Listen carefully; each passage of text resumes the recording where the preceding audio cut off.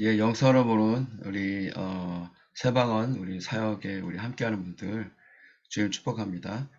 오늘 제 2강 새방원 사역 학교로서 우리 예언적 카운셀링을 배우고 있죠. 먼저 여러분이 교재를 꼭 보셔야 됩니다. 그러니까 유튜브 밑에 우리가 이 예언적 카운셀링 교재를 이렇게 링크를 걸어놨으니까 밴드에 들어가셔서 다운 받으셔서 교재를 가지고 같이 이 세방언 사역을 배우시길 바랍니다. 잠깐 기도하겠습니다. 감사합니다. 오늘 이 강의를 배우는 한 분 한 분들 안에 예언적 카운셀링이 또 오늘 세방언 사역으로 깊이 배우시도록 축복해 주세요. 예수님의 이름으로 기도했습니다. 아멘. 자, 교재를 먼저 보겠습니다. 자, 예언적 카운셀링 이렇게 되어 있는데요. 자, 1번을 보시면 예언적 카운셀링이란 무엇인가 이렇게 나오는데 같이 읽어보면요. 꿈과 환상과 예언적 사역을 통해서 하나님의 메시지를 듣게 함으로써 그리스도 형상으로 세우는 사역이다. 이렇게 되어 있습니다. 이건 제가 정리를 한 건데요. 자, 여러분 여기다가 한번 써보세요. 여러분, 예언과 예언적 카운셀링은 굉장히 큰 차이가 있다는 걸 먼저 여러분이 이렇게 거기다가 좀 메모를 해두길 바랍니다. 자, 여러분 어때요? 우리 만약 여러분이 어떤 성령 사역하는 곳에 갔다면은 여러분 거기 가면 이제 보통 이제 성령 사역에 가면은 거기 있는 어떤 사역의 사람들은 여러분이 어떤 예언을 해줄 겁니다. 근데 그 예언이 예를 들어서 우리가 어떤 문제가 있어서 갔을 때 그 문제는 이렇게 될 거야. 그리고 그 문제에 너 장래는 또 이렇게 될 거야 하고 문제에 대해서 어떤 뭐 하나의 음성을 대언했다고 해서 이렇게 말 듣게 된다면 그런 거는 예언이 될 수 있겠죠. 그런데 제가 왜 예언적 카운셀링이라 그랬냐면은 제가 이제 저는 오랫동안 예배 생활을 했고 또 성령 사역하는 곳에 오랫동안 있었습니다. 근데 제가 이제 대부분 이렇게 성령 사역하는 곳하고 이제 긴밀하게 교제가 있고 또 그들의 사역을 이렇게 보면서 제가 뭘 느끼게 됐냐면 옛날에 저 청년부에 있던 자매가 있었습니다. 근데 굉장히 상처가 많았어요. 근데 그 자매가 제가 어느 이제 성령사역 집회를 갔는데 10년 만에 만났던 것 같아요. 근데 그 강사가 오늘 그 마음에 상처가 있는 분 오늘 하나 고치십니다. 앞으로 나오세요 그랬더니 누가 제일 먼저 앞으로 누가 달려가더라고요. 그러니까 자세히 보니까 제가 옛날에 청년부에 있던 그 아픔이 많았던 그 자매가 맨 앞에 달려가더라고요. 그때 제가 약간 어떤 충격은 아닌데 어떤 걸 느꼈냐면 저 자매는 왜 10년 동안 왜 그 내적 치유가 아직 치유되지 않았을까? 근데 제가 분명히 그 자매님을 볼 때는 굉장히 열심히 예배하고 기도하고 뭔가를 정말 예수님 따라가려고 하는 불구하고 자기 안에 그 내면에 있는 어떤 상처를 치유받지 못한 지 10년이 지났다는 거예요. 그럼 거기 중요한 어, 문제가 있죠. 왜냐하면 이 자매는 10년 동안 얼마나 많은 예언을 들었겠습니까? 네가 이렇게 될 것이다. 너는 이거 고쳐질 거야. 근데 이 자매님은 안 고쳐진 거예요. 그리고 그들이 말한 넌 이렇게 너희 미래가 이렇게 될 거라고 예언했던 그 미래 예언이 이 자매님에게 오지 않았어요. 왜 그랬을까요? 그것은 예언을 했기 때문에 그렇습니다. 그러면 우리가 알아야죠. 성경에 예언의 은사가 있습니다. 그런데 왜 예언적 카운셀링이라고 그랬을까요? 다시 말하면 예언이 예언이 무엇인지를 깊이 이해해야 이것이 예언이 카운셀링이라는 것을 알게 되는 겁니다. 지난번 강의했었으니까 성경을 다 찾진 않겠지만 요한복음 14장에 지난번 기억할 겁니다. 요한복음 그러니까 14장에 26절에 보니까 예수님이 보혜사 성령님에 대해서 언급을 하죠. 근데 이렇게 말하잖아요. 성령 그분이 우리 가운데 예수를 믿은 사람은 이제 우리 속에 예수 생명이 있고 성령이 우리 옆에 계시는데 성령님은 우리 속에서 모든 걸 가르치고 모든 것을 생각나게 하는 분이라는 거예요. 다시 한번 성령 우리 속에 뭘 제일 먼저 하신다고요? 모든 것을 뭐 한다고요? 가르치신다. 따라해보세요. 가르치신다. 자, 가르친다는 게 뭡니까? 가르친다는 거는 이 성경 안에 있는 진리를 가르쳐 준다는 거겠죠. 그렇죠? 그리고 그걸 또 생각나게 한다는 거예요. 그러니까 진리를 가르쳐주고 그 가르친 진리 안에서 하나님께서 이렇게 행하셨던 이 수많은 이 성경의 역사들을 어떻게 한다고요? 그것이 가르침 속에서 그것이 이루어지는 것들을 생각나게 할 것이다. 그러니까 수많은 기적과 이적의 역사보다 먼저 있어야 될 것은 뭐예요? 가르침이라는 거예요. 따라해보세요. 가르침. 그래서 여러분 그 마태복음 마태 5장에 보면 산상수훈이 나오죠. 그렇죠? 산상수훈이 나올 때 어때요? 예수님께서 산에 올라 앉으시니 입을 열어 가르쳤다 되어 있거든요. 중요한 게 있죠. 한번 마태복음 그 5장을 보면요. 자, 5장 1절에 예수께서 무리를 보시고 산에 올라가 앉으시니 이렇게 돼 있잖아요. 그럼 여러분 그냥 이 하나의 구절을 그냥 읽지 말고 영적으로 한번 해석해 봅시다. 자, 예수께서 여러분 예수님은 뭐예요? 말씀이 육신되어 오신 분이죠. 그러니까 예수님 이 땅에 오셔서 결국은 하나님의 말씀을 보여준 것입니다. 근데 그 예수님께서 무리를 보시고 무리가 누굴 거야? 저와 여러분이겠죠. 자, 저와 여러분을 향해서 예수님께서 어디에 올라가요? 산에 올라가 앉았다. 산이라는 게 뭐예요? 이 산은 다시 말하면 영적인 산이겠죠. 예수님이 앉은 이 산은 어떨까요? 하나님 그 보좌 우편에 앉아 계신, 다시 말하면 하나님 우편이라는 것은 모든 통치의 머리란 뜻이거든요. 그러니까 모든 통치의 머리에 앉았다 이 말은 예수님만이 진정한 그 하나님의 말씀을 가르치는 분이라는 거죠. 그죠? 거기 올라가 예수님이 앉았다는 게 뭡니까? 예수님은 성경에 앉았다는 표현이 있는 것을 항상 가르침이 있었어요. 그러니까 예수님이 뭔가를 가르칠 때는 앉았을 때 가르치기 시작했다. 그 예수님은 그 다음에 쭉 예수님이 가르친 산상수훈의 내용이 뭡니까? 대부분 심령적인 거죠. 그렇죠? 그렇죠? 심리적인 거죠.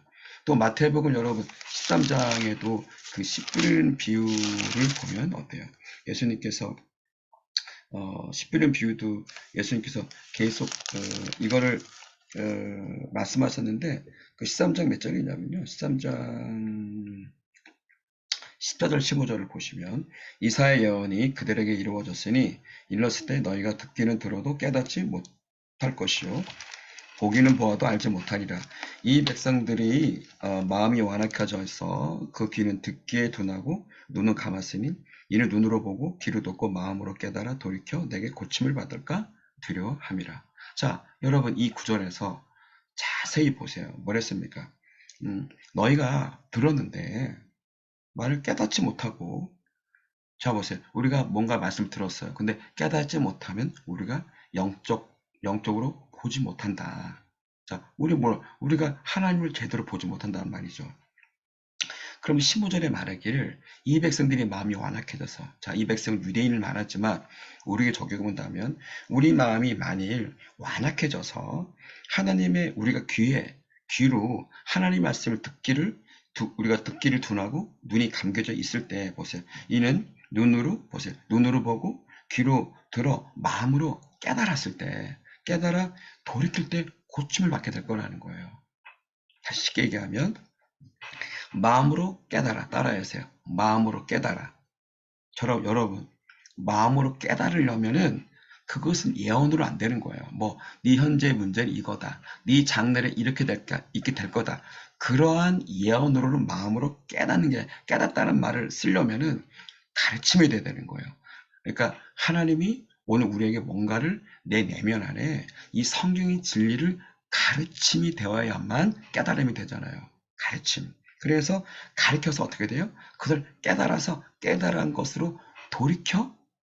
돌이키면 어떻게 된다고? 그 다음에 고침을 받을까 한다. 이랬죠. 고침을 받을까 하노라. 그러니까 고침을 받게 된다는 거죠. 자, 이 단어를 해볼까요? 첫째, 듣고, 듣고 깨닫는 거.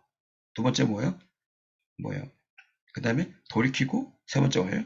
고침을 받는다. 이게 십비린 부에 있었다는 거예요. 여러분 깊이 생각하셔야 돼요. 오늘 많은 성령 사역의 가장 심각한 문제는 예언이 있는 거예요. 어떻게 네 문제는 이거야. 네 장래 이렇게 될까. 만약 여러분이 이런 예언에 대해서 깊이 심취해 있다면 여러분은 병들게 돼요. 왜냐하면 여러분 생각해 보세요. 예언이라는 게 이렇게 생각해 보세요. 고린도전서 2장 여러분 그 9절의 말씀을 기억할 겁니다. 하나님이 자기를 사랑한 자들을 위해서 모든 것이 예비되어 있다 그랬거든요. 저는 이 구절 너무 좋아하는데 여호와의 이레를 좋아하는데 그러면 여러분 생각해 보세요. 내가 만일 하나님께서 내 전인 인생을 예비했겠죠. 그렇죠? 자, 그러면 여러분 생각해봐요. 내가 예비된 것을 내가 믿고 걸어가면 예비된 게 이루어지는 겁니다. 근데 내가 만일 예비된 걸 믿지 않으면 어떻게 될까요? 그 예비된 것이 나에게 이루어지지 않아요. 자, 이스라엘 백성들에게 하나님이 모세를 통해서 뭐라 했습니까? 너희들에게 가나안 땅을 줄 거야. 했죠. 근데 여러분 보세요. 가나안 땅 예비하지 않았습니까? 그런데 어때요? 그 가나안 땅에 다 들어갔나요? 못 들어갔습니다. 누가 못 들어갔나요? 가나안 땅의 약속을 받았지만 그 약속을 듣고 믿지 않은 사람들은 가나안 땅에 들어가지 못했습니다. 그것을 히브리서의 말씀을 가르쳐 놨거든요. 그럼 자, 예를 들어 봅시다. 누가 예언을 했습니다. 너 과거는 네 문제 이거야. 네 미래는 이거야. 그런데 만일 그 예언을 들었어요. 근데 이 사람이 만일 예언만 계속 듣고 있으면 어떨까요? 말씀을 듣긴 들었지만 어떡해요? 그거를 그것이 자기가 그 예언을 결국 믿고 그대로 순종해야 그 예언이 이루어지겠죠. 그쵸? 근데 예언이 이렇게 온단 말이에요. 너는 뭐 고쳐질 거야. 네 미래가 좋을 거야. 근데 생각해봐. 고쳐 미래가 좋을 거야. 근데 어떻게 하라는 거예요? 구체적으로 그럼 내가 어떻게 고쳐질 것인지, 어떻게 가나안 땅 응답에 들어갈 것인지에 관한 부분은 그 사람에게 계속적인 말씀의 가르침을 들어와서 그걸 깨달아서 그 말씀의 가르침을 따라 돌이켜 거기 순종해야 그 사람이 가나안 땅에 들어가듯이 그 예언적인 게 이루어진다는 거죠. 그래서 만약 이렇게 어, 어, 어, 제가 하나 예를 들면 저희 교회에 있던 성도님이 이제 어떤 교회를 갔습니다. 저는 그 교회는 굉장히 아주 나쁜 교회라고 얘기하는데 그 교회가 예언을 들은 겁니다. 뭐라고 예언 들었냐면 이분에게는 남편이 있었어요. 근데 이 여자분이 더 좋은 남편이 좋으니까 이 전 남편을 떠나서 새로운 남편을 만나고 사랑하게 되었습니다. 그런데 이 단체에 간 거예요. 이 단체 예언하는 단체입니다. 근데 단체에 갔더니 거기 있는 사람들이 거기 예언만 해요. 근데 그 예언하는 단체에서 이렇게 말한 거예요. 당신 지금 만나고 이 사람의 예언한 것도 예언한 거죠. 하나님 말씀하는데 너희 둘은 짝을 졌다. 너희는 좋은 가정이야. 뭐 이렇게 예언한 거예요. 그리고 나한테 와서 말하는 겁니다. 목사님, 뭐 누가 이렇게 예언하던데요? 이 새로운 사람하고 좋은 가정을 이루려고 예언하던데요. 내가 얘기했습니다. 성경 어디 써 있느냐고. 당신이 전 남편 결혼했으면 그 가정을 지키라 그랬지. 이 가정을 이용해서 새로운 남편을 만나는 건 가늠 아닙니까? 그분이 내 말을 거역하고 결국은 그 예언을 따라 이 새로운 남자를 쫓아갔습니다. 어떻게 됐을까요? 이 새로 쫓아간 그 남편이 버림을 받고 결국은 전 남편에게 돌아가서 지금 겨우 회복이 됐어요. 여러분 오늘 문제가 뭐냐면 예언이 예언적 카운셀링 다시 말하면 아까 그랬죠. 누가 마태 13장 오늘 14, 15절 말씀이죠.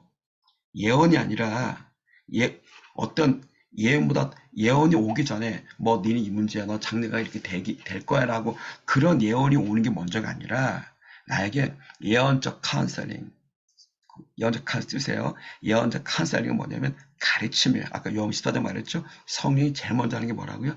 가르치심인 거예요. 그러면 제가 만일 어떤 예언한다 칩시다. 누가 왔어요. 문제가 있어요. 근데 그 문제에 대해서 제가 뭐부터 해야 될까요? 너희 문제에 대해서 성경으로 진단해주고 그러니까 당신이 이러이러 문제에 대해서 성경의 말씀대로 이렇게 이 말씀으로 이렇게 살아야 됩니다. 라고 하는 거. 다시 말하면 가르침을 주는 예언이 먼저인 거예요.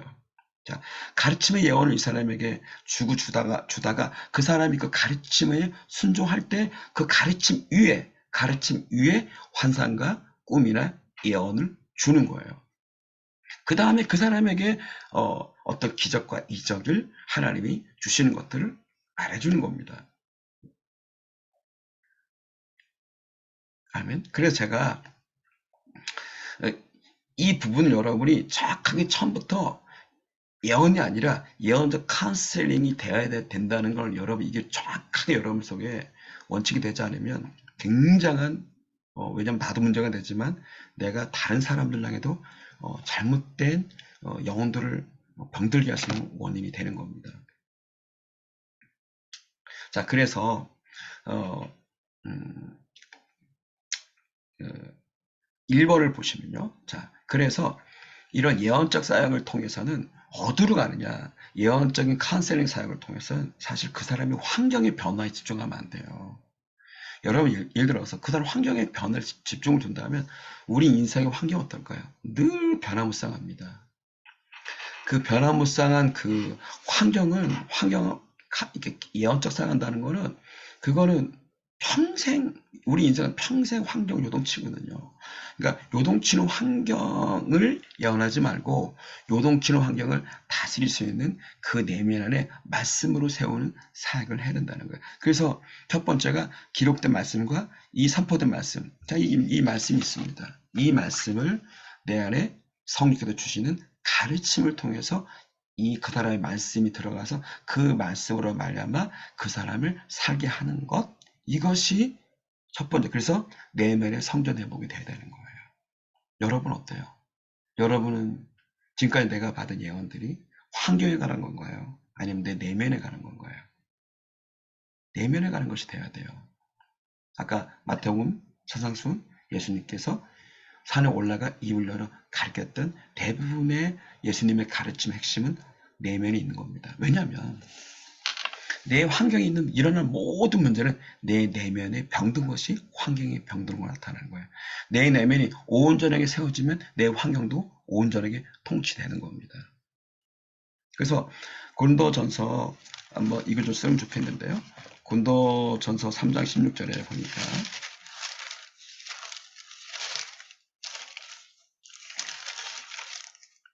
고린도전서 3장 16절에 이렇게 말씀하였죠. 너희가 하나님의 성전인 것과 하나님의 성령이 너희 안에 계시는 것을 알지 못하느냐. 자, 이렇게 말하죠. 저와 여러분은 하나님의 성전이라는 거예요. 그럼 여러분, 우리가 하나님의 성전인데 우리 성전 안에 있어야 할 게 누구라고요? 하나님의 성령이라는 거죠. 그럼 여러분 생각해 보세요. 내 내면 안에 하나님의 성령이 거한다면 내 내면에 하나님의 성이 첫 번째가 뭐라고요? 가르치심이라는 거죠.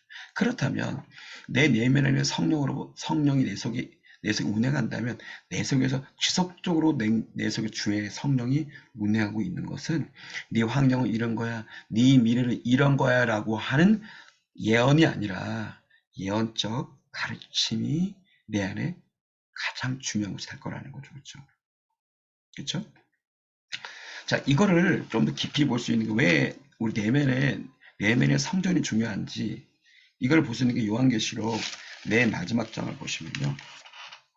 요한계시록 22장에 보니까 그가 수정같이 맑은 생명수의 강을 내게 보이니 하나님과 및 어린 양의 보좌로부터 나와서 길 가운데로 흐르더라. 여러분 생각해 보세요.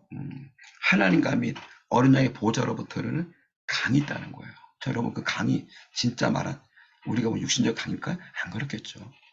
하나님과 어린 양 보좌로부터 흐르는 강이 생명이라는 것은, 예수님이 그랬죠. 내가 길이요 진리요 생명이다. 그 생명은 뭐예요? 말씀의 역사를 말하는 거예요. 그럼 여러분, 하나님과 어린 양 예수로부터 보좌로부터 흘러오는 그 생명이 만이 말씀의 강이라면 어때요? 말씀의 강이 내 안에 흐른다면, 그 강은 말씀이라면 어떻게 내 환경과 장래에 대한 예언이 먼저 오겠어요? 안 그러겠죠? 아, 여러분 성경에 보세요.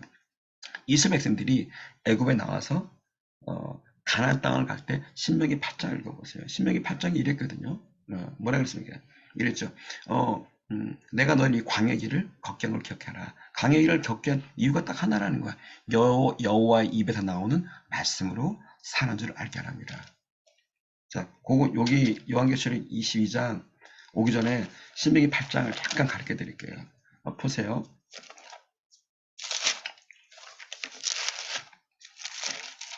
자, 신명기 8장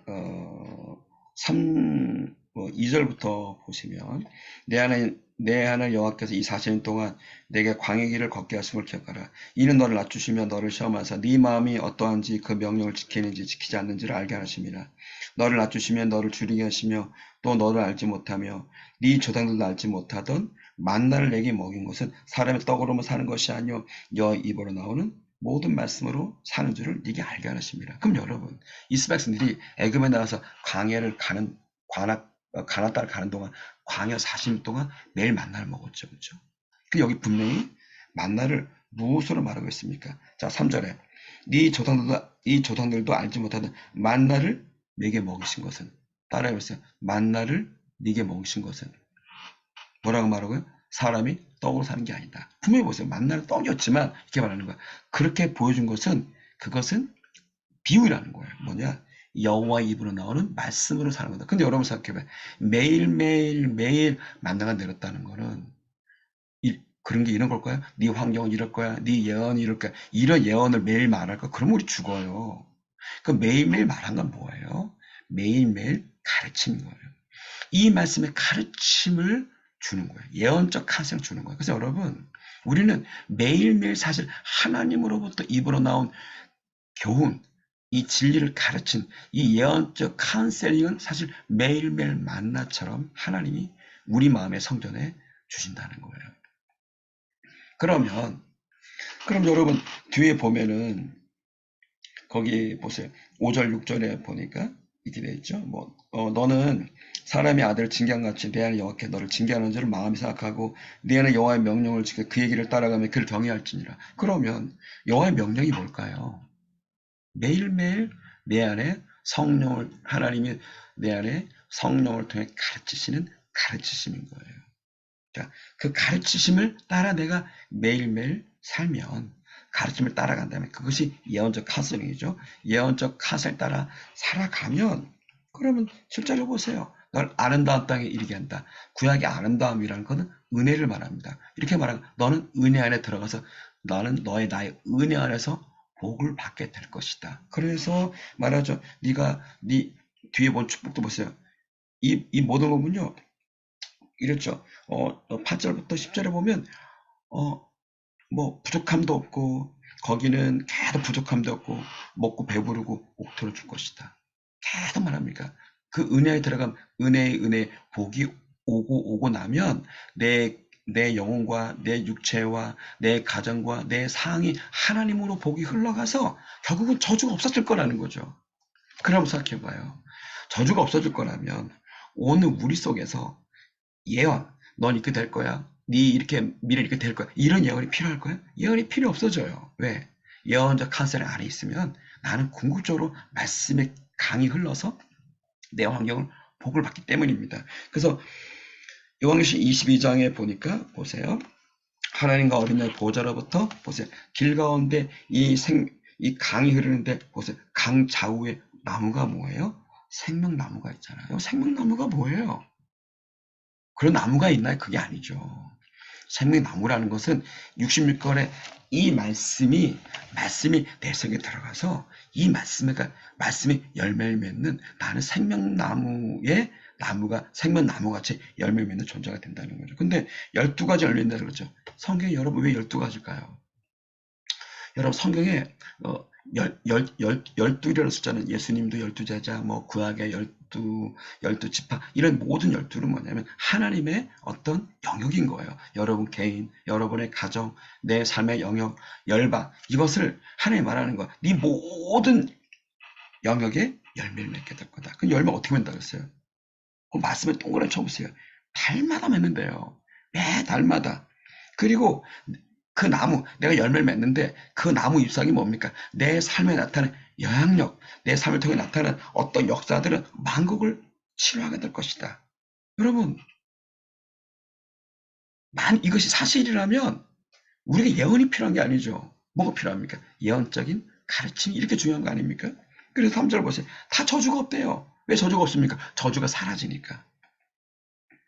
하나님과 그 어린 양의 보좌가 또 그 가운데 있대요. 자, 예언적 가사를 받는 사람은요. 하나님의 보좌가 하늘에 있나요? 아닙니다. 하나님의 보좌가 내 안에 임재하셔서 내 안에 임마누엘 하나님 임재하는 삶의 통치를 준다는. 그래서 우리가 그 하나님을 섬기게 되고 4절 우리는 오히려 하나님의 얼굴을 보게 되고, 그리고 저와 여러분의 우리 머리 이마에 예수 이름이 새겨지는 거죠. 하나님의 아들로서 분명히 드러나는 삶의 영향을 가게 되고, 5절에 다시 밤이었고 등불과 햇빛이 쓸데없으니 이는 주 하나님이 그들 비추심이라. 하나님의 말씀의 교훈을 받는 사람은 하나님이 임마누엘 하니까, 하나님의 말씀의 빛이 완전히 비추니까 새도록 왕도를 한다. 여러분, 제가 왜 예언적 탄생하는데 이 부분을 이렇게 강조하는 이유를 여러분 잘 들어야 됩니다.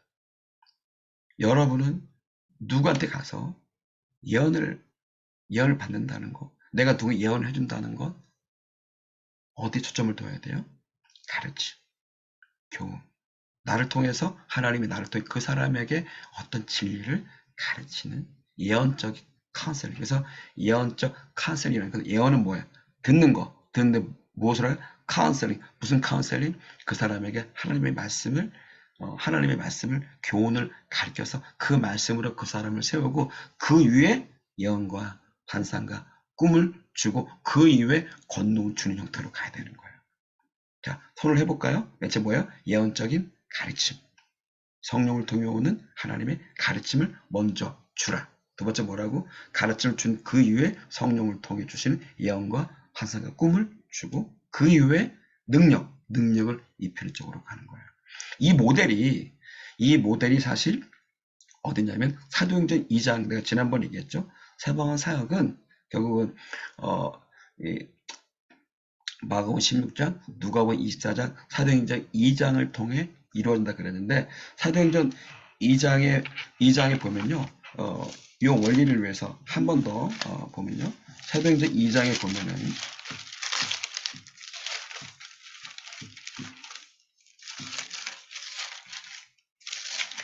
사도행 2장 어디냐면요, 자 14절을 보세요. 자, 오순절날 성령이 임했습니다. 자, 이걸 갖다 오늘 우리 적용해보죠. 우리가 오늘 성령 상할 때 성령이 임했어요. 자, 임했는데, 자, 맨 처음에 뭐부터 있나요? 자, 14절에 베드로가 11사도와 함께서 소리를 높여 말한 거죠. 유대인들과 예루살렘에 사는 모든 사람들아, 이 일을 너희로 알게 할 것이니 내 말을 길구리라. 자, 오늘 성령이 임했을 때 베드로가 이로써 말한 거예요. 이 성령에 대해서 내가 입을 열어. 보세요. 내가 이 일을 너희로 알게 할 것이다. 여러분, 이 일을 너희로 알게 하는 게 뭐예요? 그리고는 베드로가 요엘의 말씀을 가지고 어떻게 하죠? 가르치죠. 요엘의 말씀을 가고 하나님의 말씀을 성령께서 그 말씀을 떠오르게 했고 그 말씀을 가르치는 예언적 카운셀링을 했죠. 예언적 카운셀링이 뭐라고요? 성령을 통해는 가르침을 주는 거니까, 성령을 통해는 가르침 따라해보세요. 성령으로부터 오는 가르침. 자, 성령으로부터 가르침이 예언적 성령 카운셀링 가르침. 그러니까 예언적 카운셀링을 통해서 성령의 가르침이 먼저 오잖아요. 이 베드로가. 그런 다음에 14절에 그러고 나서 베드로가 뭡니까? 꿈과 환상과 예언과 예언을 말하고, 그 다음에 사도행 3장에 가면은 베드로가 성령 미물에 앉은 배를 고치지 않습니까?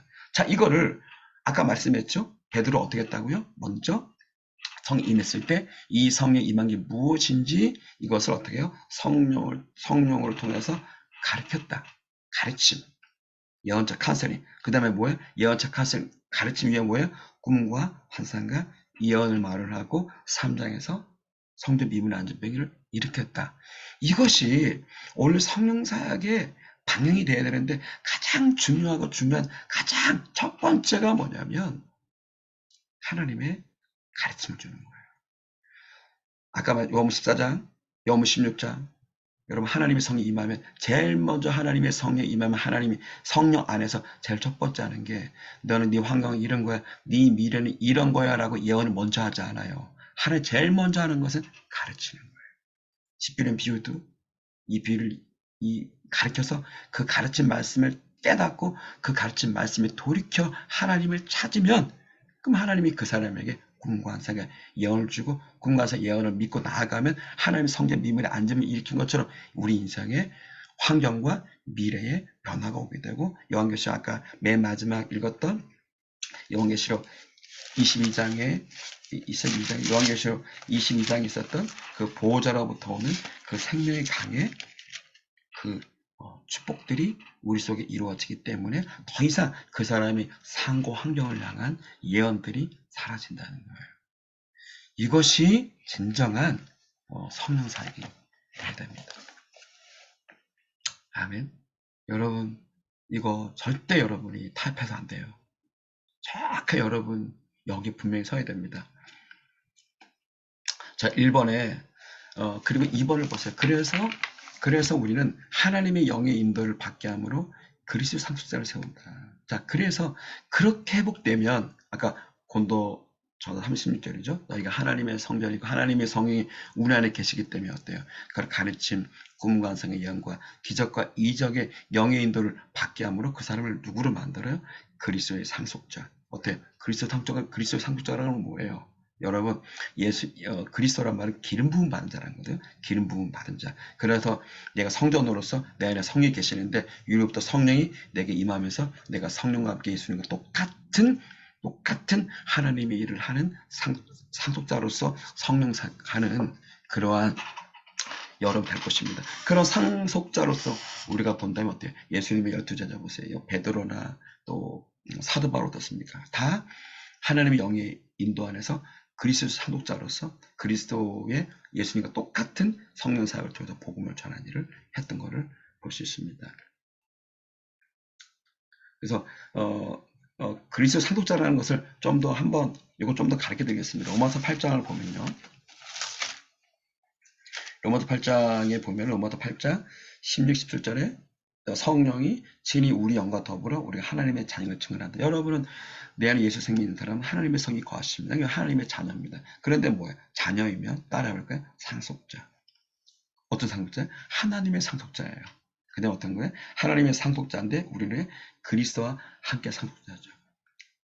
이걸 그냥 오늘 이 예언적 칸셀과 접목에 본다면 우리에게 성령이 우리 임할 때 성의 가르침을 주시고 꿈과 생각 예언도 주시고 권능과 능력을 통해서 어때요? 우리는 예수님과 똑같은 이러한 이런 성령 사역을 하는 그런 상속자고 기름 부음 받은 상속자로서 우리가 예수님과 동일한 길을 걸어간다면 여러분은 이 성령 사역에 있어서의 정말 상속자, 그리스도와 동일한 기름 부음 받은 상속자로서 예수님의 그 12사도, 그 특별히 베드로나 그 다음에 사도 바울과 같은 그런 그리스도의 상속자가 될 것입니다. 우리가 보면 알죠. 베드로에게 이 기름 부음이 얼마나 강했으면 베드로가 길을 걸어갈 때 베드로의 그 그림자에게 밟히면 병이 났다고 그러잖아요. 우리가 만일 이 세방언 사역학교 안에서 이러한 예언적 칸셀링을 배우면서 여러분이 이렇게 성령 사역이 이 정도의 임재 능력이 하나님을 할 수 있는 거죠. 근데 어때요? 우리가 오늘 그러한 성령 사역자 베드로와 같이 또 사도 바울 어땠습니까? 사도 바울 손수건에 기도했었고 손수건을 어떻습니까? 손수건을 가져가서 병 든 곳에 얹어도 병이 났다 그랬잖아요. 정말 초자연적이죠, 그렇죠? 그러니까 이러한 특히 이런 성령 사역에 있어서 정말 하나님의 이런 성령 사역을 제대로 받고 또 그리고 아까 말한 하나의 상속자 성령이 임해서 가르침, 꿈관상의 예언과 기적과 이적을 통해서 하나님의 상속자, 기름 부음만 그리스도 상속자로서 여러분이 이런 성령 사역자가 된다면 저는 뿌듯할 것 같고요. 그리고 여러분 기쁠 겁니다. 또 하나 보면 3번을 보면요. 제가 이랬죠. 개인과 가정과 유업을 세우게 한다. 예수님 비전과 은혜의 영광을 찬송을 드리신 자를 세운다. 이렇게 했는데 제가 이 교재를 만들 때는 제가 사실 사바세 계시가 약했어요. 그래서 3번을 수정한다면 저는 이런 성령사역이 어디로 가야 될까 생각합니다. 저는 가정을 세우는 사역을 가야 한다는 생각이 들어요. 저는 그 특별히 이러한 세번 사역을 저는 가정의 아내들이 이 훈련을 받으면 좋겠다 생각합니다. 그래서 여러분이 훈련을 받아서 여러분을 통해 여러분의 가정 안에 아까 이러한 여러분의 가정 안에 여러분 하나님의 상속자 그리스도와 함께 성령사가 되어서 여러분 성령이 임하는 가운데 가르침과 예언과 꿈과 환상이 오고 날 통해서 하나님의 말씀의 권세가 예수 이름으로 이루어지는 여러분의 아내가 되고 그런 아내로서 여러분이 남편을 세우고 자녀를 세우는 샤밧을 한다면 여러분의 가정이 여러분은 사라가 될 것이고 남편 아브라함 될 것이고 여러분 자녀 이삭 야곱 요셉이 되겠죠. 그건 어떨까요? 여러분부터 시작된 아브라함 이삭 야곱 요셉의 세대가 온다면 여러분의 자녀들 중에 그 자녀들 어때요? 요셉처럼 어떻습니까? 한 나라를 통치할 수 있는 왕 같은 백성이 나오겠죠. 근데 여러분 그래서 이런 성령 사역은 궁극적으로 뭐냐면 내 자녀들이 왕노를 할 수 있는 그런 열매를 맺는 겁니다. 또 하나 제가 이 사박과 함께 나누고 싶은 게 어디냐면요. 마가복음 10장 29 30절인데 한번 보세요. 마가복음 10장 29 3절에 보니까 예수께서 이르시되 내가 진실로 너에게 이르노니 나와 복음을 위하여 집이나 형제나 자매나 어머니나 아버지나 자식이나 전토를 벌인 자는 현세에 있어서 집과 형제와 자매 어머니와 자식과 전토를 100배나 받되 박해를 겸하여 받고 내세 영상을 받지 못할 자가 없느니라. 그러나 먼저 된 자로서 나중되고 나중된 자로서 먼저 된 자가 많다. 이렇게 돼 있죠. 저 이렇게 생각합니다. 여러분 29절에 나와 복음을 위하여 이렇게 했거든. 따라해보세요. 나와 복음을 위하여. 이거 뭐죠? 예수님과 복음을 위하여죠. 그렇죠? 그럼 여러분의 가정이 여기 보면요. 나와 복음을 위하여 맨 처음에 나온 단어가 집이란 단어예요. 그럼 뭡니까? 여러분의 가정이라는 집이라는 한 단위는 하나님의 하나님의 어린 양 보좌로부터 생명의 강이 흐를 수 있는 통로가 되는 거죠. 이렇게 말하잖아. 여러분 여기 보세요. 집이나 형제나 자매나 어머니나 아버지나 자식이나 다 뭐예요? 집이에요. 여러분의 가정이라는 이 공동체가 만일 예수님과 복음을 향한 가정으로 만든다면 여러분의 가정이 아브라함, 이삭, 야곱, 요셉과 같이 하나님이 축복할 때 이렇게 축복한다는 거야. 100배나 받는다는 거죠. 성경의 100배라는 건요. 완전한 충만수를 말해요. 여러분의 가정, 나의 자녀와 자손을 통해서 한 나라가 주께 돌아올 만한 축복을 받는데 여기 중요한 두 가지 약속을 했습니다. 무슨 약속을 했냐면 30 절에 보니까 이랬죠. 현세에 이러한 아브라함, 이삭, 야곱처럼 이런 100배의 복을 받지만 또 하나의 약속은 뭐냐면 내세에 저 천국도 다 들어가는 응답을 받게 될 것이다. 이렇게 말을 했다는 거죠. 여러분 여러분이 저를 통해서 배우는 이러한 세방원 사역학교 안에서 여러분이 배우는 예언적 카운셀링을 어디 적용하느냐? 여러분 자신이 변화되세요. 여러분을 통해서 여러분의 남편을 변화시키고 내 자녀를 변화시켜서 여러분의 자녀와 또 그 태어날 자녀와 자손들이 하나님을 섬기면서 그들이 여러분을 통해서 하나님의 그 교훈 가르침이 오고 예언과 항상 꿈도 오지만 예수님의 권세로 66가의 말씀의 권세가 나타날 수 있는 여러분이 되세요. 그런 축복을 통해 보호자 강이 흘러서 여러분의 남편과 자녀를 축복함으로 여러분의 가정에서 저주가 끊어지고 여러분 가정에서 달마다 열매를 맺는다면 그것이 진정한 성령사역이 아닐까요? 오늘 성령사역 한다고 하면서 성령사역한 사람들이 환경과 미래는 예언하지만 그들이 가정을 세우지 못한다면 그 진정한 성령사역이 될 수 없습니다. 그리고 또 하나 뭡니까? 나와 복음을 위하여. 여러분의 가정이 뭐예요? 여러분의 가정에서 예수님과 복음을 위한 가정이 만들라. 여러분의 가정에서 남편과 아내와 자녀가 함께 어떤 선교지를 놓고 기도할 수 있지 않습니까? 뭔가 복음을 위해서 뭔가 유대는 사바다를 째다까라 그래서 구제를 하거든요. 여러분의 가정 안에서 구제할 수 있지 않습니까? 작은 물질을 여러분의 가정에서 어떤 어려운 일에 흘려보낼 수 있고 또 여러분이 뭔가 전도도 있을 수 있고 선교지를 위해서 여러분이 뭔가 같이 기도하고 작은 물질 흘려보낼 수 있지 않겠습니까? 그러면 그 성령사역의 궁극적인 결론은 여러분을 통해서 예수님의 복음이 열매가 맺어지는 쪽으로 간다는 거예요. 여러분의 개인이 세워지고 여러분의 가정이 세워지고 그걸 통해서 여러분의 자녀 자손들이 하나님의 100배의 복을 받지만 또 뭐예요? 예수님과 복음을 향한 가정이 되는 것 이것이 예언적 카운셀링의 방향인 거예요. 이것이 진정한 예언적 카운셀 사역이 됩니다. 제가 오늘 이걸 말씀드리면서 아까 서두에 말씀드렸지만 저는 오늘 성령 사역에 굉장히 병들었다고 봅니다. 왜냐하면 성령 사역의 방향은 예언해주는 게 아니에요. 제가 성령 사역을 많이 다녀봤지만 거기서 있잖아요. 가정을 세우는 게 빠져 있고요. 두 번째 뭐가 많이 빠져 있냐면 그들은 예수님과 복음을 위해서 진정으로 복음과 선교와 전도를 위해서 그들은 전심하지 않습니다. 근데 여러분 생각해봐요. 예수님도 그렇고 예수님 12제자 베드로 사도 바울 다 보세요. 그들이 성령상을 했지만 거기서 뭡니까? 가정을 세우지만 또 뭐도 합니까? 그들은 예수님과 복음을 위해서 전심으로 헌신하고 갔어요. 우리 열매가 예수님과 복음을 위한 이런 열매를 맺는 그 초점이 우리가 저와 여러분이 배우는 이 세번 우리 기도와 이 사역학교 안에서 예언적 카운셀턴 여러분이 배워야 될 이렇게 잘 가르침 받아야 되는 방향이 되어야 됩니다.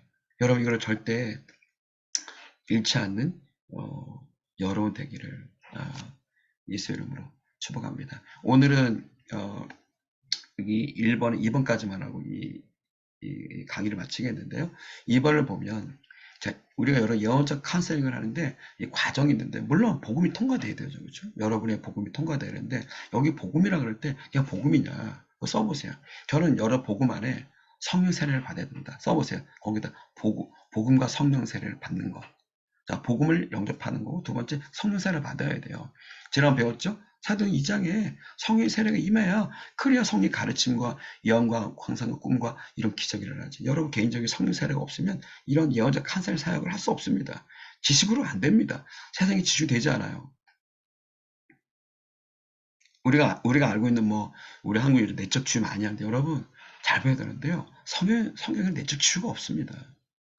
만약 내적 치유가 맞다면 여러분 요셉을 비유 들어보세요. 요셉이 웅덩이 빠지고 보드발제 버림받고 감옥에 가 그걸 오늘 내적 치유해 보세요. 그러면 요셉이 웅덩이 빠지고 보드발제 이 모든 것을 형제에게 버림받아 상처를 카운셀링 해야 될까요? 아니잖아요. 요셉 버림받아야 그리고 보드발 쫓겨나 감옥에 가야 총리가 돼서 이스라엘 백성들을 구원하는 경륜이 이루어지는 거 아닙니까? 그래서 미리 말해야 돼요. 내적 치유는 성령 사역에 없는 거예요.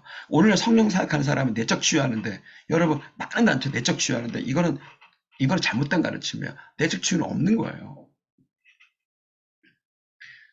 그래서 우리가 복음과 더불어 성령의 세례를 받음으로 가르침, 그래서 가르침과 꿈관상의 예언과 권능을 이런 쪽으로 해야 된다. 두 번째는 기도를 바꿔야 됩니다. 여러분이 만일 정말 예언적 카운셀링 사역을 하려면 여러분 기도가 안 바뀌어서는 안 돼요. 예를 들어서 내가 맨날 마태복음에 6장에 보면 6장 33절을 보세요. 마태복음 6장 33절.